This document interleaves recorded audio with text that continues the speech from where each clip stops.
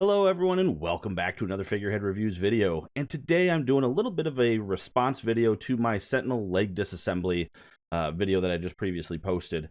Because there have been a ton of comments and questions that I've seen both on the video, on forums, and even via some DMs that I realized I made a lot of assumptions in that video and I want to address some of those.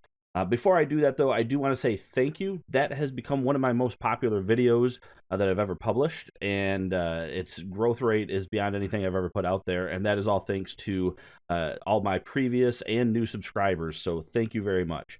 Now, with that being said, the things that I'm talking about, and if you read the comment section, you'll probably pick up on it, there's four main things. They all have to do with the second part of the video where I'm talking about the washers that I put on the knees. First is, how did I measure the washers? Next, how did I make the washers? Third, where did I put the washers? And fourth, why didn't I show that the washers worked? So I want to address each of those things. So first, I do want to say that some of these answers, how do I say this, may sound condescending or passive aggressive, and I don't mean them to. It's just some of these questions are actually very simple answers. There is a specific user on the Fwoosh forums who has been doing a fantastic job of explaining things the same way I would. And I've been trying to post on the forums too, but I can't get my posts approved to be able to comment. But there is a user out there who has been basically answering the questions the same way I would have answered the questions, and he or they probably know who they are. So thank you to that. But first, let's go ahead and address these. So the first one being, how did I measure the size of the washers that I needed? Well, I measured it with things that you measure tools with, or rather measure things with. So here is the Sentinel. Now, could have measured it with a ruler and tried to eyeball it. That's a little difficult. Instead, I have a digital caliper. So this is something from Harbor Freight. It's not exactly the most accurate caliper that you're ever going to find, but it works. So the way the caliper works and the way that I measured it, so flathead screwdriver to take off the cover. This was something that was shown in Robo's video. I didn't show this because I didn't think I needed to. That was another assumption. Phillips head screwdriver. Well, I'm not going to loosen it just yet. So when you take that cover off, you can see that the screw is recessed in a little hole there. So to find out how big the washer was, take the caliper. It has an end here that when you open it, it measures. You can see the numbers going up. It measures how far the opening is. I took that end, I put it in the hole, and I opened it. And now with the screw in it, it might give me a slightly different result. But you can see there, 5.19 millimeters. This is in millimeters. I have it set for that. That's literally how I measured the outer diameter. When I measured it that one time, it came out to 5.64, so that's what I went with. As far as measuring the inner diameter, take the screw out.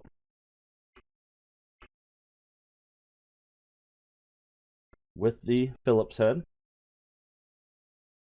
When you take the screw out,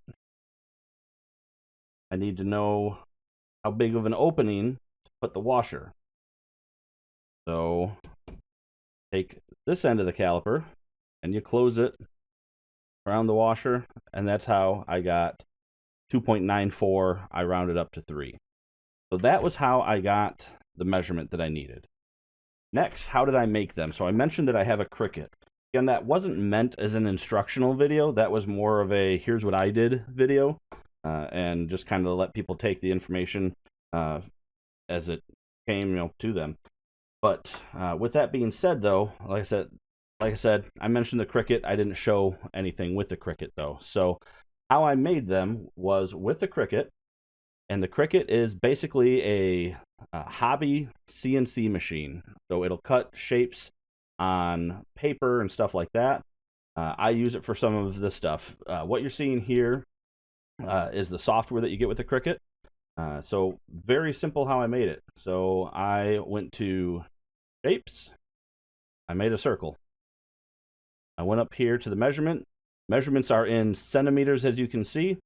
So 5.64 millimeters is 0.564 centimeters. We'll zoom in here. So that was the primary part of the washer. And copy and paste a small circle, and I needed that to be 3. So up here I change it from the 0.564 to 3. There we go. Highlight both of them by holding Shift and click the other one. I went to Align and Center. There they are. And then down here in the bottom right corner, this option down here says Slice. What that does is it literally cuts out overlapping shapes. So I hit Slice, and now I grab the outer one. I can delete these 2 cuts, and there you go. That's it. That's how I made the washer. Like, you do that, and then I hit copy, paste a couple of times, and I don't have the Cricut hooked up right now, otherwise I'd show you the rest, but you would hit this button up in the corner that says make it. It sends this cut to the Cricut machine. You load it up with the material, which in my case was the Marvel Legends plastic that you get on the outside of a Marvel Legends box. So you buy a Marvel Legends. This was great. One of the the user that I was talking about on the forums, you try to grab the figure, you can't. Can't grab the figure because there's a piece of plastic in front of the figure. I took that piece of plastic off the box, loaded it on the Cricut, and made washers out of it. That's literally what I did. You could use any other material. I, at the time, said I don't recommend metal. That was just my personal opinion. Somebody else did point out, I said no metal, but the screw is metal, so what's the difference between a washer being metal and the screw being metal? Probably isn't anything. I'm not an engineer. I just didn't want to use metal, so instead I used a material that I had around because I can't cut metal anyway, even if I had metal laying around.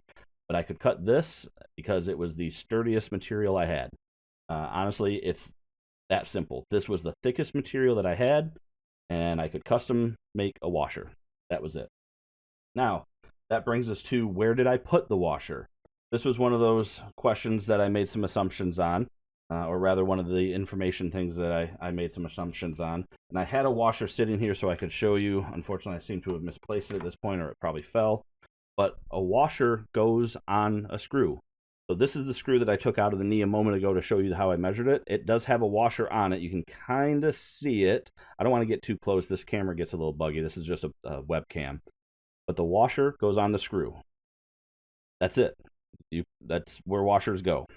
Then, take the figure. I take the screw with the washer on it, and you put it back in the knee.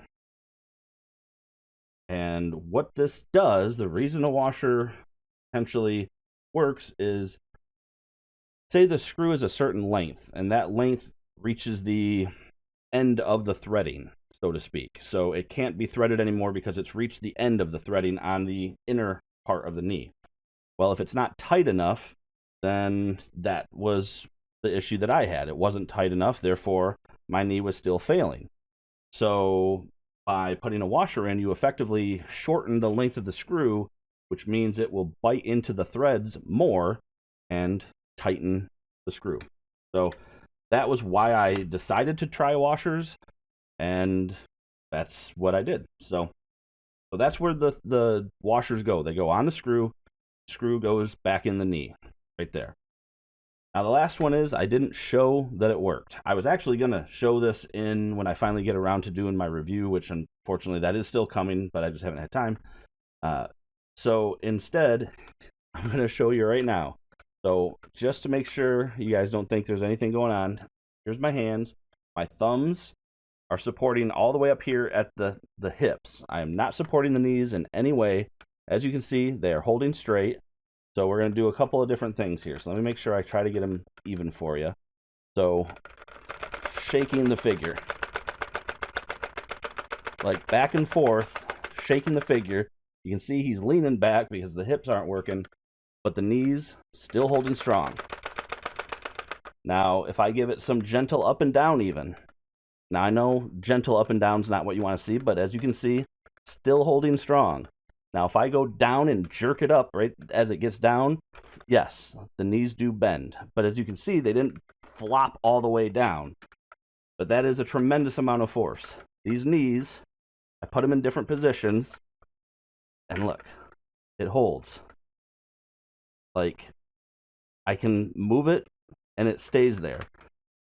Will it do it when it's bent backwards? Not really, but as far as if I angle these, but as you can see, the Sentinel is bent backwards right now, and until I actually put all the weight on there, it won't fall backwards. But I'm not going to have them posed like this. Any figure would fall backwards like that. Plus, it's got a lot of weight up here. Yes, I wish there was a different fix, and I showed what I wanted to do, but I couldn't do because I can't get into the calf. But considering what I had, which was even this pose right here, so straight up, this pose right here, like, finally, like, I really had to shake it to make that happen. So that's it. The hips are still really loose, but one thing I didn't do in the video, I did put some rubber feet on them. So I got a couple here and a couple here. That actually really helps if you're doing some stances where the legs are coming apart, and that actually really helps them stand up. So that's another tip from here. Some rubber feet. I bought them from Michael's. They have adhesive on the bottom. You stick them on the feet. Wherever you want, you can stick them on the feet. So just so nobody comments, where did I get them? What do I do? They're called rubber bumpers. I think they were made by Scotch. So there you go. But that is it for this video, and I do still have plans to put out the review. It's just life is busy. That's why I didn't post anything for the last several months. So, but that is it, everyone. So thank you again for watching my videos, especially the Sentinel video. I do appreciate it, and welcome to all my new subscribers, and thank you to all my existing subscribers. We'll see you guys real soon. If you like this video, though, please go ahead and give it a thumbs up. And like I said, we'll see you again real soon.